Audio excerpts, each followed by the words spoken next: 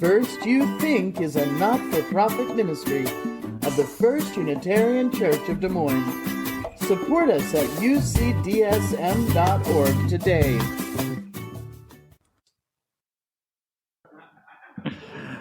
Our first reading is adapted from Getting in the Christmas Spirit by UU Minister Reverend Dr. Lynn Unger. The Christmas story is much more than just the birth of a baby in Bethlehem. It is full of characters who each have their own story.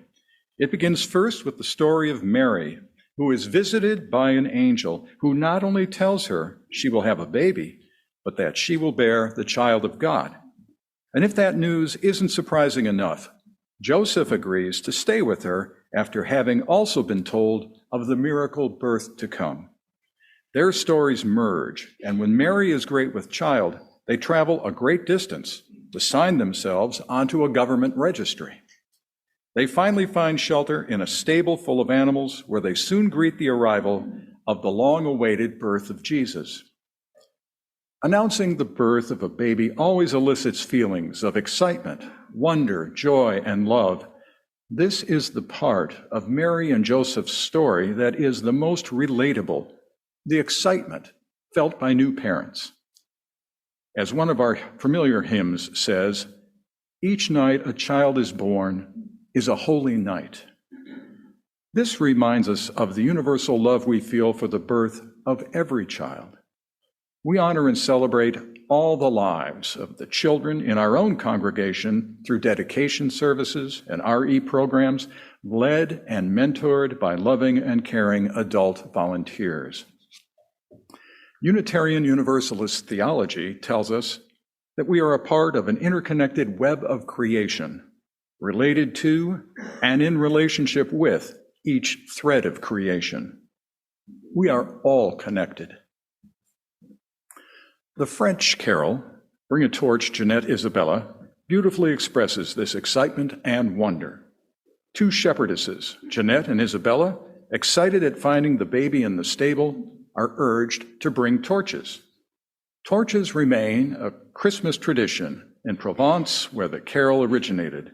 Each year, to this day, children dress up as shepherds and milkmaids carrying torches and candles to midnight mass while singing this carol. Story of the wise men.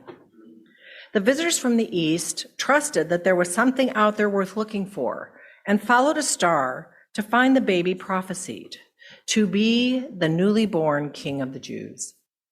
These wise men, who didn't really get that this was a totally different kind of king, brought him presents fit for the kind of king they understood, gifts of gold, frankincense, and myrrh. And to their credit, they didn't walk off in disgust and bewilderment when what they had sought for so long turned out to be a baby born in a lowly stable, with only the kind of power that babies have, not the power of a future king. They instead faithfully followed a message received from God and journeyed home by a different route, refusing to inform King Herod of the baby's whereabouts. Then there's the fragile King Herod, who upon hearing of Jesus' birth ordered the slaughter of innocents because he couldn't handle the prospect of a threat to his own power. The story, which dares to imagine the nature of the newborn king to be something very different from the despotic Herod, tells us instead about a sort of king who aligns himself with the poor and the outcast, with a power utterly unlike the kind of power that the crowned kings tried to grab and maintain at all costs. Reverend Unger continues, "It's the story of the shepherds, though, that has always been my favorite. Partly because I have always found it hilarious. I mean, really. Here's these ordinary guys doing the most ordinary things, just out on the job, keeping an eye on what needs to be watched. Their sheep. And suddenly the sky is full of angels. And Luke tells us right in the text that they were terrified. Who wouldn't be? It's all completely absurd and unbelievable, and no one in their right mind would have the faintest idea of how to respond. Any reasonable person would conclude that the sky was falling and hunker down. But these guys these plain, ordinary guys, get their sheep together and go out to look. I know, I laughed every time I read it. Get their sheep together and go out to look for a baby wrapped in swaddling clothes. Think about that for a minute. Swaddling clothes are what everybody in those days wrapped their babies in. It's like saying, you will recognize the sign when you see a baby in a onesie. But these dudes were like, okay, sure, fine. Let's go see what they're talking about. This is the true spirit of Christmas. When the Spirit is willing to be amazed and curious and brave enough to say, let's go see, even when the instructions aren't very clear and you don't know the road. So what is your story? What would catch your attention and make you curious enough to go see? The Christmas story is really more than a nativity story. It is a much larger story about the transformational power of love, as depicted in the symbol of a tiny newborn who grows up to become not a powerful king, but a simple poor rabbi who lived and taught the message of unconditional love to all. The man who never intended to found a new religion, but instead to live his life teaching one central message: how to love one another. It is this transformational power that lies inside a defenseless baby, inside you and inside me. Here is the poem, A Gift from God by John Reed. Love can't be described. It has no shape. It has no form. Love is not an object. Love does not conform. Love enters our lives the moment we are born. From the cradle to the grave, love's in everyone. Love burns like a candle that sometimes flickers but never dies. Love may be invisible, although it's right before your eyes. Love can leave you empty, and love can make you whole. Love can make or break you. Love is in your soul. Love is in your heart. Love is in your mind. Love doesn't discriminate. Love is always blind. Love is universal. It encompasses the globe. No matter where you are, love has a language all its own. Love is all around you. There's plenty of love to spare. You cannot see or touch it, but love is everywhere. Love's the greatest power, and yet it is so small. Love's a gift from God to be shared amongst us all. Our next reading is excerpts from Living by Love by Reverend Amy Zucker Morgenstern. You don't have to be Christian to admire this ancient and beautiful religion and wish to learn from its wisdom. And that wisdom has a simple core: above all else, before all else, shining out through all the accretions of 20 centuries, is the central teaching of Jesus. Whatever we do, we should be motivated by love and act in love. What might it look like when we are motivated solely by love? Our Universalist forebears sought to answer that question. They, like all the people sitting in Calvinist congregations in the early decades of U.S. history, heard week after week that most of us are headed for punishment, doomed to hell, and deserving of it. There is indeed a tension in religion that I think this doctrine was trying to address. A tension between love and justice. Will good be rewarded and evil punished?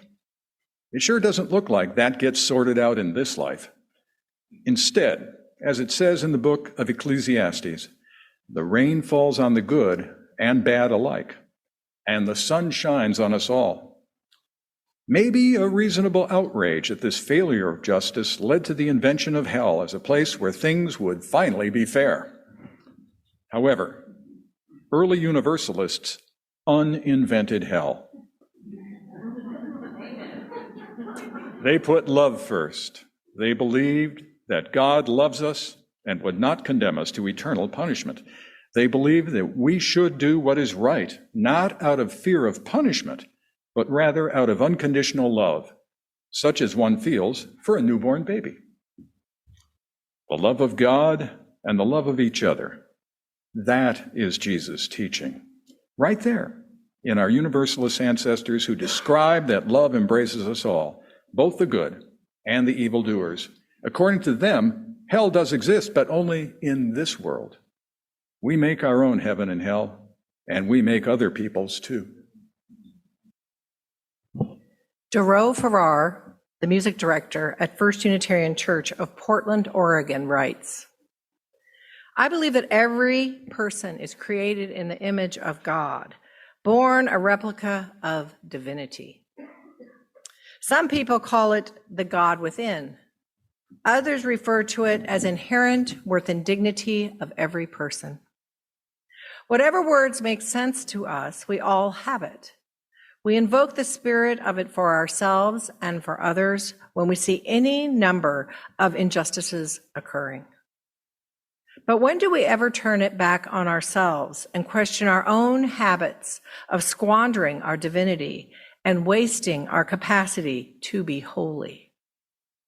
I'm not necessarily talking about the big gesture stuff, like rallying against white supremacy or tutoring underprivileged children. I'm talking about how we behave in committee meetings, or how we respond to change we don't like, or how we think and talk about those with values different from our own.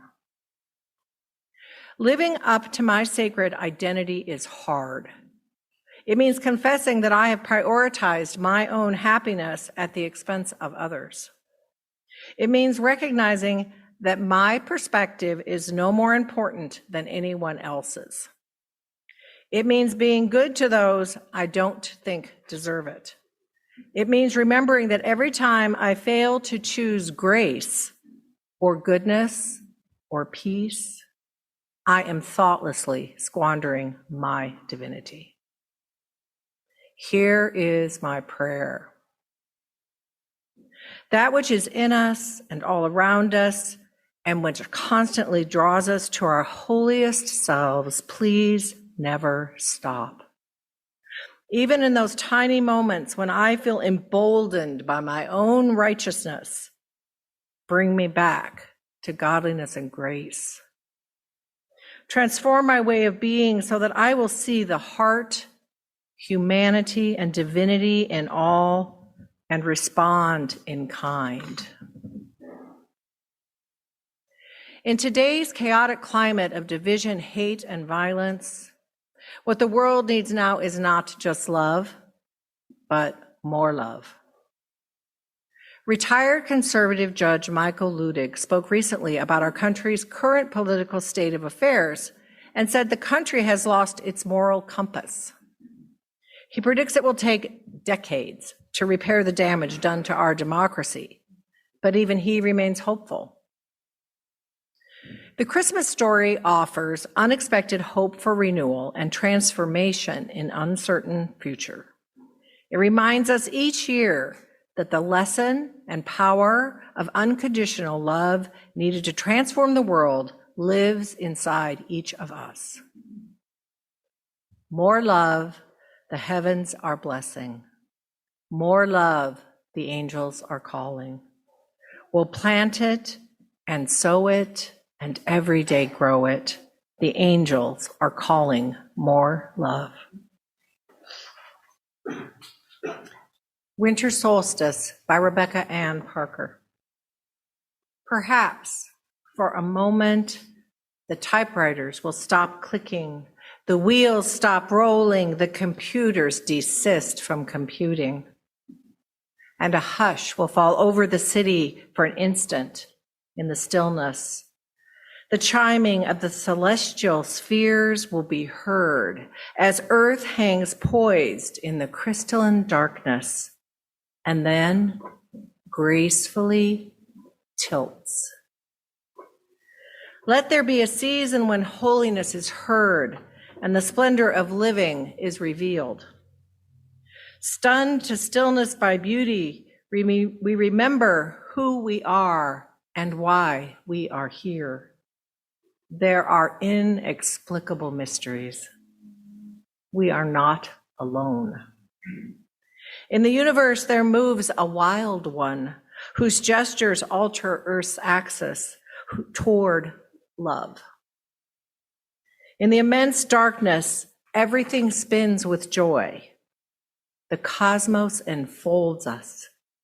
We are caught in a web of starts, cradled in a swaying embrace, rocked by the holy night, babes of the universe.